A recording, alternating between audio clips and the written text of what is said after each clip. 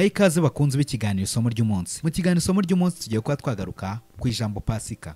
Ese kuri Pasika ni iki? Mbere na mbere tubanze turebe icyo Bibiliya bivugaho. Pasika ni umunsi mukuru wizihizwa n'Abayahudi bibuka igihe Imana yakuraga Abisirayeli mu bucakara bwo muri Egiputa mu mwaka w'1513 mbere ya Yesu Kristo. Imana yategetse Abisirayeli kujya bibuka icyo gikorwa buri mwaka ku itariki ya 14 y'ukwezi kwa Abib ukurikije kalendari ya Kiyahudi, ari nako kwaje kwitwa Nisani. Ibi tubisanga mu kuva igice cya 12:42 ndetse no mu bare igice cya 23:5. Reka turebe hamwe noneho ese kubera iki yitwa Pasika. Ijambo Pasika ryerekeza ku gihe Imana yarindaga Abisirayeli ibyago byatumye imfura zose zo mu gihugu cya Egiputa zipfa.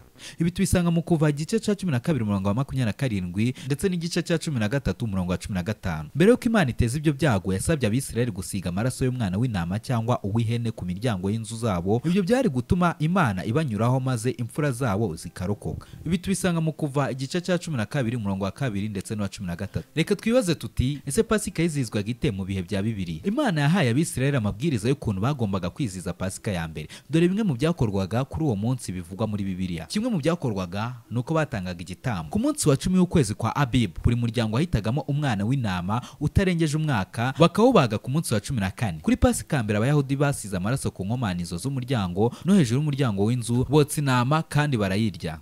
Ikindi kintu bakoraga nuko bafataga amafunguro.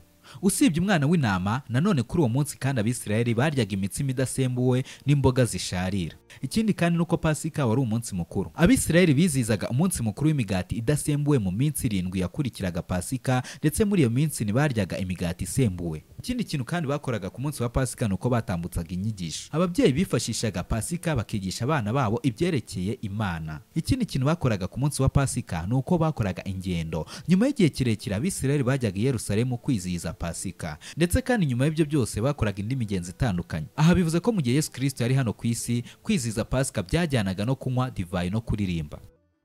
Reka turebere hamwe rero ibyo abantu bakunze kwibeshya kuri Pasika ndetse n'ibirebana nayo. Abantu benshi bakunze kwibeshya ko Abisirayeli bari ifunguro rya Pasika ku itariki ya 15 Nisani. Ukuri nuko Imana yategetse Abisirayeli kubaga umwana w'intama izuba rimaze kurenga ku itariki ya 14 Nisani no kuwurya muri iryo joro. Ku Bisirayeli umunsi watangiraga izuba rirenze ukarangira ryongeye kurenga. Kubw'ibyo rero Abisirayeli babaza umwana w'intama izuba rikimara kurenga ku itariki ya 14 Nisani, kandi abari nabwo bawurya. Ikindi kintu kandi abantu bakunda kwibeshya nuko Abakristo bagomba kwizihiza Pasika. Ukuri nuko Yesu amaze kwizihiza Pasika yo ku ya 14 Nisani mu mwaka wa 33 yatangije undi muhango witwa ifunguro ry'umwami rya nimugoroba.